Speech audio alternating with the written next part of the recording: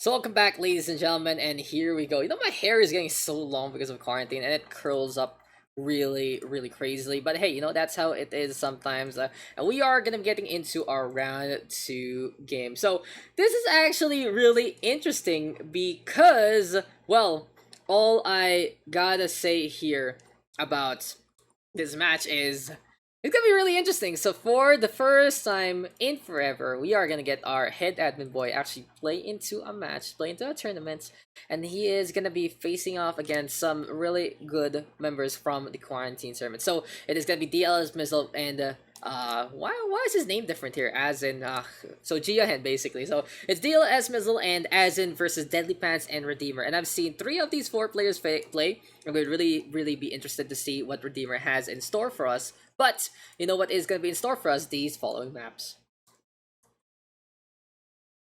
So there you go, guys. We are going to start things off on the macro map itself. Emerald City. Heavy Utility going to be there as well, with the Minority Field going to be in play. And Efflorescence. We've seen some good games on that one. It seems like it is going to be our another endeavor, another venture into the grassy greens yet again. This is our round 2 game, ladies and gents. And this is going to be simul play with every single game going on right now. So I just want to commend all of our teams still into the tournament. So first things first, much love to Eddie Wow of Tanghenyo and Boiled Egg when playing on in that round number 1. But it was HD Gaming winning that one out of Sinus with Papipski. They're facing off against Team PP. There's just Panda User and Yozora. For another match here in the round number 2, it's Day 1 versus Gigi no Ri, which is Day 1 has David Bain, our most recent quarantined tournament Gold to Diamond champion, if I believe so, and Feeling Chef. And then his on the other side, Gigi no Ri is Phoenix and Bayagster, which is going to be a pretty potent pairing from the Masters bracket of Quarantine. And then You Got Zerg versus Rush to Win, which is You Got Zerg is Saipan and Melopate. And on the other side, which is Rush to Win, is Sifu and Artanis. So a lot of potential Zerg play, a lot of potential cheese in that match. But we are going to be going on giving our headman much of love. We have not seen him play ever into a tournament setting, and we'll see how much he has progressed actually, because there's a pretty interesting story about DLS Missile as well as teammate. Actually, it really feels like the team of Missile and Asin gonna be looking to show how much they have grown in terms of the game. And well, for Deadly Pants as well as Redeemer, they're gonna be looking to be the station to check out what kind of success they've had in the first place. But anyway, guys, let's get into the action and let's get into the match. So welcome back, ladies and gentlemen, and hey, that's not a mistake on your screen. It's actually him gonna be into play. We are gonna start things off on Emerald City. Someone once told me the grass is much greener on the other side, or as we can say, in Emerald City.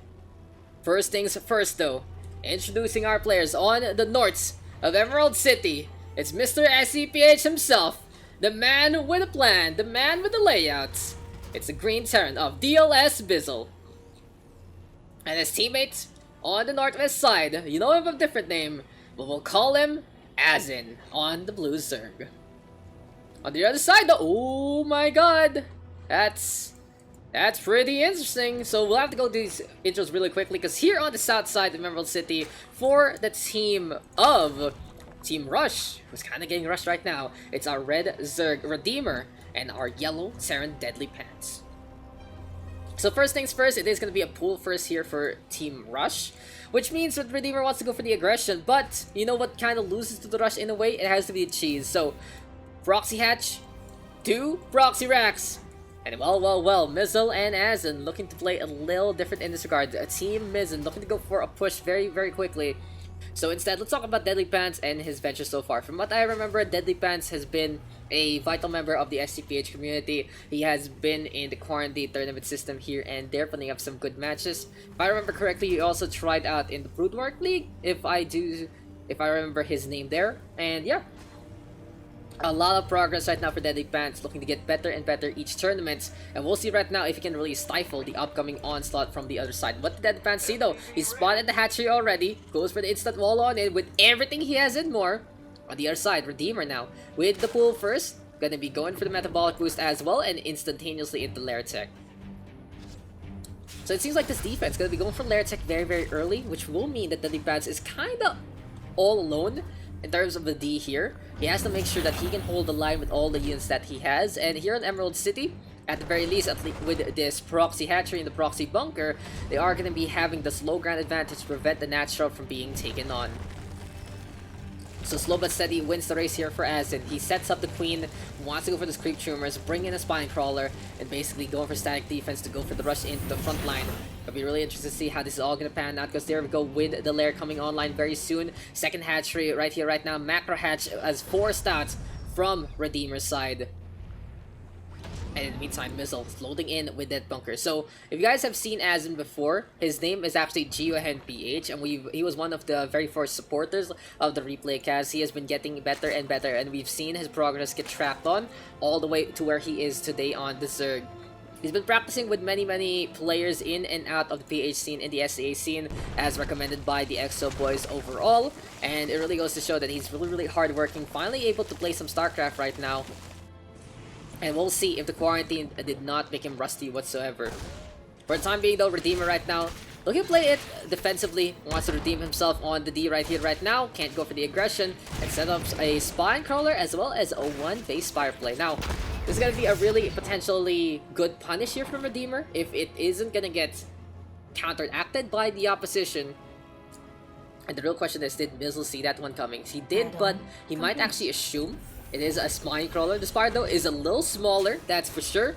So we'll see if that is going to make a change here and there. Deadly Bans in the meantime though, going for the supply drop onto the depot in the front line. And I feel like that's a little dangerous. Beautiful siege tag though, it play exactly what they need to shut this rush down immediately. And here for Team Mizzin, kind of disappointing honestly. They went for a proxy hatch, they went for a bunker, but it doesn't really matter. The high ground here taken by Deadly Bans, making sure everything is a-okay. And instead, Mizzin will take the gold. And not only does he take the gold, he takes the gold on the other side. Okay, so this is a stronghold play right now from Mizzin. He is showing that, hey, I own these tournaments, I'm the one setting these up, and I'm gonna knock you down with a very aggressive base. But Deadly Pants already with the push on forward. They'll shut down his proxy hatchery, and well, Azin, it is gonna be a little sour here to see this one fall on down. Overall though, not the best cheese from Mizzin and Mizzin. Didn't really do anything honestly. Losing those 2 Reapers with the scout, not really the best way to go about things. 3 Reapers in the bunker doing nothing honestly. So kind of head scratching there why they even did that in the first place if they aren't really gonna do anything with it into the next few engagements. But hey, it is what it is, and Redeemer right now, as well as Deadly Pants, looking to come back up. Interesting upgrade though, chosen by Deadly Pants, going to be getting the new steel plating, if I do say so there myself. Gets a little bit more of that armor on the structures, but in early game, what does that really do in the first place? We'll see though, it will really be making a bit of a difference. Now, unfortunately though, guys, this is only a single elimination bracket, so if you are already out of the tournament, that's pretty much going to be it for your run. But anyway, Mizzin gonna be setting things up even more with the Rax units, more Marines, more Rodders coming on down. Now the fact of that is he's gonna be showing that he is coming from that high ground, and as soon as Deadly Pants as well as Redeemer spots this might be a big game changer in the economy of Mizzin. But the engagement going in favor of Deadly Pants as well as Redeemer right now, having more units into play, going for the push, going for the shutdown. Luckily though, Stimpak will finish, but beyond all of that, it's Mizzin losing out on the gold. He's trying to get as much as he can. This mutant play here from Redeemer, very early but also very effective. As in doing the same old thing, but here in 2v2, it seems like these mutants make a big difference overall. On the other side though, as these buildings are going to go down, what is the macro for Mizzin and Azin? They are going on to 2 base. Seems like they have a little bit of the lead there on the worker counts because of this 2 base setup. But for now, Redeemer and Deadly Pants can go in position to try and get the expansion on. But Azin, really lovely play here. Puts the creep tumors in to the spot of where the expansion should be. This should be blockading Redeemer from going for his expansion there onto his second. So the aggressive expansion head onto the usual third here for Redeemer can be easily punished later on by Azin and Mizzin. But we'll see if they can really recuperate in the first place, because Mizzin has no army. Now he does have 3 because of 1 unit I believe, but 31 workers, 35 supply. not really anything defensible. And since Redeemer and Deadly Pants did build up all those units earlier on, they are going to go for the punish right here, right now. Can Azin survive on his own? Queen's going to be in the way. Here we go with the push though. Those Zerglings taking the front line, and the siege tank will go. That big hit there from Azin, really being a one-man army right now, keeping things up. Mizzle just given the opportunity to macro in behind all of this and try and catch up in the army count. But overall, what a beautiful defense there from Jiahen.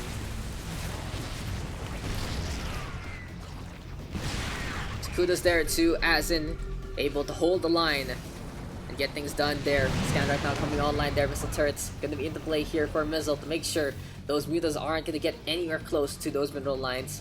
And it seems like for Mizzle, he is going to go for the 3 Daks play with the double engineering blade to double pump up those upgrades.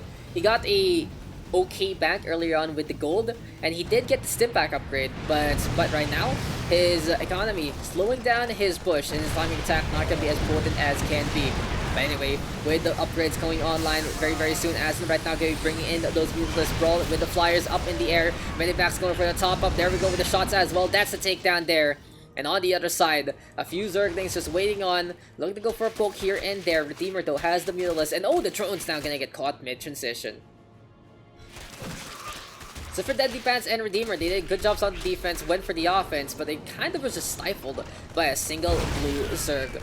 Kudos to Azin really defending that while using the map to his advantage and making sure that they free, mitigating a little bit of that DPS from many other units. On the other side though, here we go with the scans already, cleaning up those tumors. And here on Emerald City, well, we'll see how everything is going to pan out very soon. Redeemer now getting topped up by those medivacs, and that's a lovely interaction actually between a 2v2 setup. When you have Terran and Zerg together, the medivacs can pretty much heal everything on the Zerg side because they're allied. And even though Zergs have natural regeneration, it's a lot better when you can put a band-aid on that boo-boo. Speaking of the boo-boo though, here comes the push already. Azin right now getting in position to go for the harassment. And the Mutalist Ball going for the attack onto the mineral line. For the time being though, Redeemer sending in his own Mutalist squad. And we'll see if it's going to be enough here. Azin though disengaging as soon as he sees the Terran in position. Runs on the way right now, uses a few bats here and there. But overall, that was another good poke here by Azin. Mizzle now happy about his teammate, giving him all the space in the world to go for the macro that he needs to really bring in the fight and bring in the punish. On the other side though, it seems like for Deadly Pants, even though he's going for this very aggressive third base up on the gold, he doesn't really have the upgrades that he needs to outpower and outmaneuver his opponents. For now though, Middle is going to be there. Cyclone right now with the lock-on to fend that one off. And Azin onto the east side we go yet again. Doors right now online here from Mizzle, accompanied by some Marines. Interesting composition pick here by Mizzle, but in the meantime, Deadly Pants as well as Redeemer, it feels like the chase is on constantly for this Terran and Zerg pairing onto the south side. And they're just making sure that they are protected every single time. Here comes the Lings though. Here we go with the turrets being set up as well. And honestly, for Azin, if he finds a way to get rid of his SCVs first, it will be a good shutdown onto those upcoming base defenses. Vikings right now though, going for the pokes. In the meantime, even more and more of these flyers getting in the way. In Emerald City, even though you can hide into trees, you can't hide from those missiles. And behind all of this, we're getting even more from our blue Zerg. +2 right now on the flyers, adding more Mutalists into the fray. In the meantime, DLS Mizzle looking to play a little bit compared to yesterday's. He's going for more and more of these doors. It's just an interesting complementary unit with all these Marines to go. Now the doors, I understand the reasoning. You want to have that splash damage against the flyers up in the air, especially Mutalist Ball. And well, they do pack quite a punch to begin with in terms of their anti-ground gameplay. But the only problem with the door, they're quite slow, and they will kind of hulk behind all of those Marines in the first place. When you do want the Marines to be steady as she goes with their gunfire just blazing so far. Anyway, though, Medivac gonna get brought along, and the Mules again with the engagement onto the north side. Overseers are gonna be there. Here we go with the fly on around from Azin. Spots out Mizzle and recoup and a regroup here from the blue and the green. You know, Ateneo and the LaSalle perhaps. Is that how we go with those colors? The big four right here, right now. And yeah, look at those colors. It is our 4 big universities. But you know what else is going to be big? The engagement here as Mizzle brings in the army that he has and goes for the drop on down. In the meantime, though, onto the other side, Mizzle is going for the defense against drop. And Mizzle right now having the advantage onto this hatchery. There we go with a shutdown. Mizzle just pushing forward with everything he has and more. He basically got so much time bought for him thanks to Azin. And right now, Deadly Pants and Redeemer might get caught napping into this one. difficult straits here for Deemer. He only has 8 army and 28 workers. And now he's going to be losing another base to the hand of DLS Missile. Huge advantage right now for Team Mizzin, as they are just completely in control of the map with the Mutas as well as the big infantry force. +2 right now coming online very soon. We'll see the Liberator and the Siege that can actually defend here for Deadly Pants. It's all about positioning right here, right now. And these Marines want to make it through as quick as can be. Medivac still will fall in the field of battle thanks to the Rocketeers. Here comes the Mutants right now in position. Interesting planetary fortress here from Deadly Pants, but it might actually work out for him. Seems like that's a big issue why he doesn't really have the biggest economy in the world. But hey, when you want to play it safe and sound, you are going to be able to fend off Marines as quick as can be. Mutants though, still into the fray. And the best thing right now that Askin can do is to just cripple Redeemer as much as possible. So behind all of this, Mizzle even getting even more and more of this expansion. It doesn't even matter if you have SCVs because you want to have those orbit commands to drop down those mules as quick as can be. Speaking of the drop down though, Deadly Pants not taking some damage there. The mules of Asin right now pushing forward into the main mineral line. And it's going to be looking very desperate for Deadly Pants as well, Redeemer. There we go with the lead already. Seems like that's going to be game, set, and match there. And our first victory will go in favor of Mizzle as well as Asin.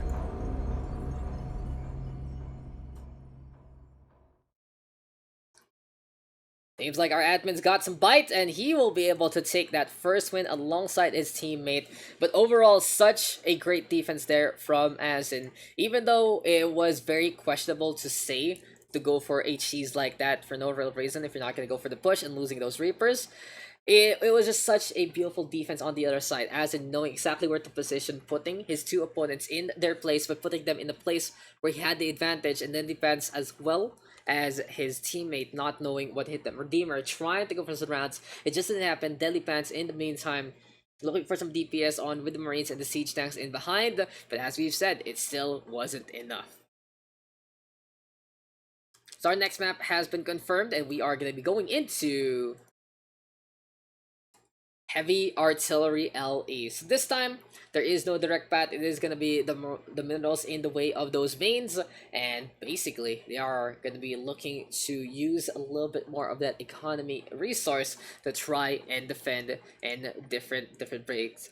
In the meantime, though, we are going to be taking a short little break. We'll be right back, guys, in around 2 minutes. This is the SCPH Dual Meet.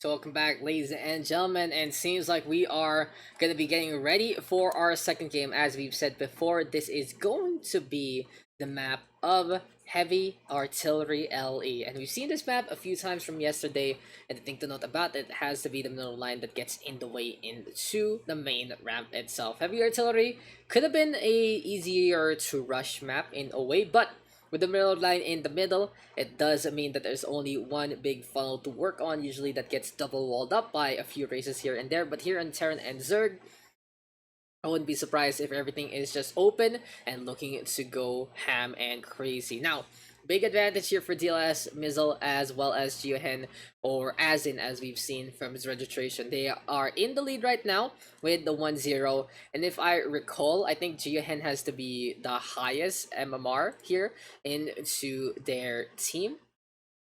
I'm just looking around trying to figure things out. But if I recall, it is Geohen in Masters right now. DLS, Mizzle, as well as Deadly Pants are in Diamond, and for Redeemer in the meantime, while he's unranked right now, probably maybe even a new account into this one. But it has shown for Azin or Geohen, as we've seen, that he can really make a big difference on the D.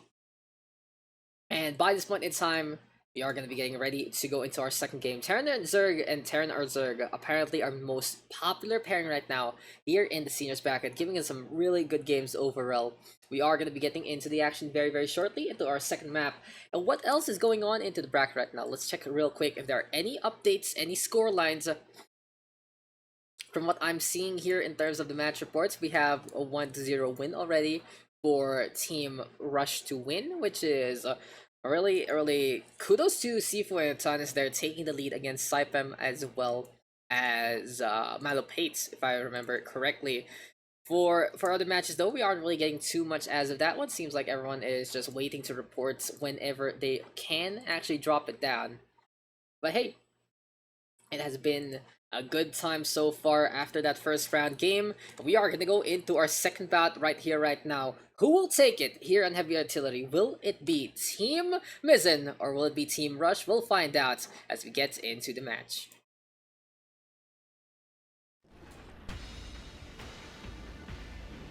So welcome back, ladies and gentlemen, and welcome to our round 2 broadcast of the SCPH Dual Meet Seniors Bracket, brought to you by Team ROG or ROG Internet Cafe. Introducing first, on the northeast side of the map, it's going to be Team Mizzin, consisting of the green Terran of DLS Mizzle and its teammates, the blue Zerg of Azin. On the other side though, on the southwest side of Heavy Artillery, parallel lines right now, looking to fire at one another. It's our red Zerg Redeemer and the orange Zerg of Deadly Pants. It's a good luck had fun right here, right now. And we'll see how long this is gonna go. Mizzle has shown that he likes to play that mech playstyle, but he can really go for the bio if need be, especially into the meta. And meantime, from Azin, from what I recall, he loves to go for kind of the 200-200 in a way Roach Ravager, something he loves to play into in the first place. But we have seen him control the skies with those Mutalisks, and it has been a big deal, honestly, in the 2v2 to have those Mutas as quick as can be. Apparently, AoE is the name of the game sometimes, and you can really get damage onto 2 different sources and 2 different armies. Well, it makes a big difference. More army means more things to kill, and with AoE, you can do a little more than that. Even though the Mutalisks, using them for AoE isn't really the best and biggest thing, it still adds up in a way, especially when you have the big ball that is so mobile to begin with. But right here, right now, Redeemer gonna be looking to play into their namesake. Team Rush has shown that they are rushing all their way to their victories, and something to note, it is gonna be the spawning pool first into the Insta Roach Warren. Is this gonna be a one base all in with the Roach timing by the 3-4 minute mark? We shall see. It might be a steady push overall, and oh my god, this is the first time I've seen this. So Azin as well as Mizzle have mined out the ramps, which means that there is a direct path to the other side. Now this might hurt them in the long run, because with a very early Roach Warren here from Redeemer, it might make a really big difference. Now, the only thing I wonder though for Redeemer is, why is he not building any of those roaches to begin with on the other side though? Seems like Azin already going for the early roaches. And was this a reaction actually against his opponent? Apparently not. Both sides going for blind roaches with one base in away. Azin though gonna get a second. And there you see the income making a big difference from one roach here for Redeemer. For 2 roaches rather, there's already 4 on the side of Azin. And even though we're gonna get Lair Tech very soon, if the roach is already in position on all that creep, it doesn't really matter if you get that speed upgrade or not. And then the Burrow actually here for Azin, and this does mean that it might be Tunneling Claws later on into the game. Scanto comes from Deadly Pants, and now he sees something is going on with the hatchery. It's upgrading in a way that you wouldn't really expect. If you look at it, you think, oh, this might be Carapace coming our way. It's pretty standard there, but hey, Burrow early might make a big difference right here, right now. So for Azin, he wants to play Whack-A-Mole in a way. Rapid regeneration here for these roaches when they are burrowed. And it will be such a good way to keep them top up and really go for the microplay as much as possible. In the meantime though, Mizzin moving on as well. Maybe having a few of these Marines here and there. And he's building up some barracks into the front line. On the other side though, we've seen Deadly Pants be effective earlier on with the Siege Tank, especially on that first game, defending against the Proxy Hatchery. This time though, will it be enough? So no Tunneling Claws, no Lair Tech here for Azin. He is not going to be going for the penetration through the underground. Instead, wants to play a little more standard. 2 base, gonna have 1+1 on the way. But he only has 1 gas, which is really interesting. So Azin is going to be staying on roaches and roaches only. No Ravagers, no going for the bust on down to those walls. It will just basically be using the Burrow to go pop the Weasel and play Whack-A-Mole as much as possible. On the other side though, seems like Azin not gonna get 3, and here for Team Deadly Pants and Redeemer, for Team Rush, they are gonna be adding things up with these racks into play. Now, we are gonna get the double pump of the starport, but it's only 1 Medivac as well as 1 Liberator. So potentially, want to go for harassment on one side, want to go for drop on the other. And Deadly Pants right now looking to get in position, as you know, has decided to go for the Burrow. Deadly Pants in the meantime looking for the ambush and gets it on top of that Siege Tank there. Creeping Barrage though, getting some damage. There we go with the scan already. And with that Tunneling Claws, 1 scan makes all the difference in the world. 4 roaches for the price of 1 Siege Tank, not bad whatsoever. Scan even connecting, getting rid of the Overlord. And this is just basically the Blue Zerg trying to play something a little different, and it blows up in his face. So anyway, it's still anyone's game, as it's now Deadly Pants looking to go for the push. Here comes the lowdown in though, and Deadly Pants might get this one if he makes it to the other side, gets met by the missile turret! And 28 HP there, surviving just barely. Mizzin was in position to go for the firing squad, and now it's time for these roaches to turn into Ravagers. Big difference here between Azin and Redeemer. We've seen it before, because Redeemer, even though he's only on 1 base, he has 2 of these extractors, and he's getting more gas along the way. As in the meantime, staying on the smaller roaches, and even though they're a little more tanky, Ball adds so much DPS if you don't move at all. And there you go, the Siege Tank will go down. Advantage here for Redeemer, as well as Deadly Pants. They're going for the push right here, right now, with these Ravagers overall. With the Marauders into play as well, that's extra DPS right now. As in though, forced to bring some Zerglings into the fray. Deadly Pants going for the top up. Again, Redeemer make the bomb, connect even more. The Queens right now getting out of dodge. 1 Queen taking all the damage there. But in essence, it's still the defense holding on for dear life. So in terms of the clash, that was good for Redeemer and Deadly Pants, but it's not going to be enough if you are basically on even in that way, because Redeemer is literally on 1 base on Zerg. When you play 1 base Zerg, that kind of falls apart really quickly if you don't get any decisive damage. And was that decisive enough? No. Having those Ravagers sure were really cool, but he didn't go for Star Steps, he didn't go for Big Biles, and now it's time for Azin to get a little bit of that gas and do the same thing. He's still not adding. Oh no, he is going to get 4 gas right now. So 4 extractors going to be into play very soon. Going to be adding in more and more of that production, more of these Ravagers to get damage onto those flyers perhaps. And in the meantime, Missile right now going to be bringing even more units to the fray. Back into the meat grinder we go perhaps, as the Medivacs right now with the top up along the way. Now, oh, I don't think Deadly Pants or Redeemer know that the ramp is actually open. I don't think they know that this is exposed, which is kind of interesting to say the least. Azin as well as Missile have been taking advantage of that fact, and I guess in terms of that angle, it really does look like that, hey, everything is fine and dandy. But when you look at yours, oh, someone has mined out here too, so both sides opening up the ramp in the middle. Interesting. Very different from what's seen yesterday, wherein they just really held the line onto those side flanks with the debris. But hey, honestly, for the defense, they love that angle. They can hold really, really well. And right here, right now, we are going to get drop play yet again. Here comes the Ravagers, though, busting that one down. Medivac having a number of units on the inside. But anyway, though, macro still on point for as well as a Mizzle. Now time for a Strike Force, getting rid of the hatchery over here on the further side. In the meantime, Deadly Pants taking the expansion in behind. Now, this is a little interesting. Usually you'd have your Zerg having the more bases here, but since the naturals have not been taken by either players, it's Mizzle and Azin just having the best time of their life in terms of the macro play. Redeemer right now trying to go for the rich middle field will get caught out by the drop play right here, right now, and Deadly Pants with the response. For now, it's still the minerals being harvested here by our Zerg, looking to add up to his economy to make sure that his 2-base strategy, in essence, is not going to fall flat in his face. But on the other side, we got Azin right now having more and more of these Ravagers in the play. Wouldn't be surprised if the potent attack will be coming soon. Around 75 army there for Azin and around 52 for Mizzle instead. +2 coming online right here, right now. +1 gonna be next on the list. No combat shield though, which is kinda interesting here for DLS Mizzle. He only has that stim back. But hey, it really is just gonna be a push here from Gia and trying to get onto the other side. While right now to catch out anyone chasing is still not gonna happen. And overall, there we go with the scan at the same time. All about vision right here, right now, all about knowing what their opponent is doing, but for Redeemer, he really doesn't know too much onto the other side. Here comes the drop though from Mizzle, something he really loves doing, especially in a 2v2 setting. Good harassment onto the middle line, shutting down the main works, so the main production in terms of the mineral and the gas.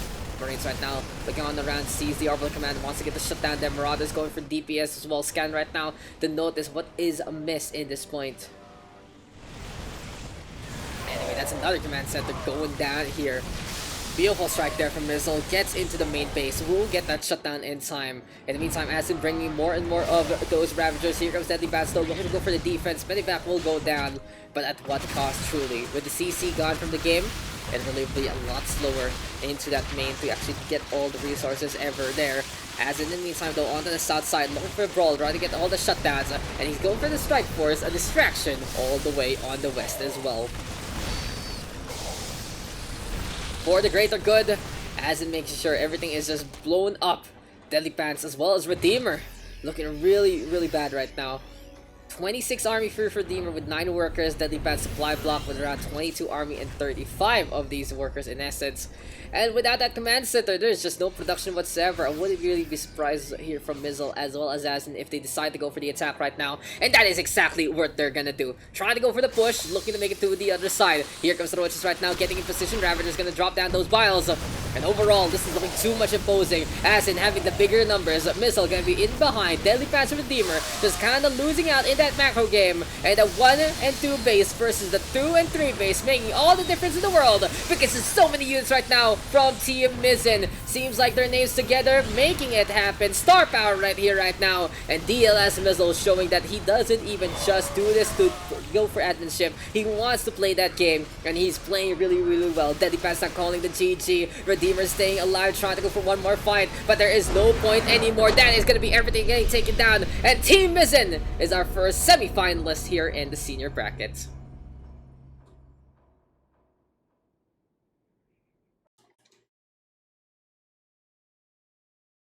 So well played there to Mizzin, taking that one by storm, 2-0. So decisive there on heavy artillery. Previous match, a lot more even. This one, it seems like in terms of macro, Mizzin just understanding exactly what to do. And overall, it was just Mizzle and Azin doing what they can.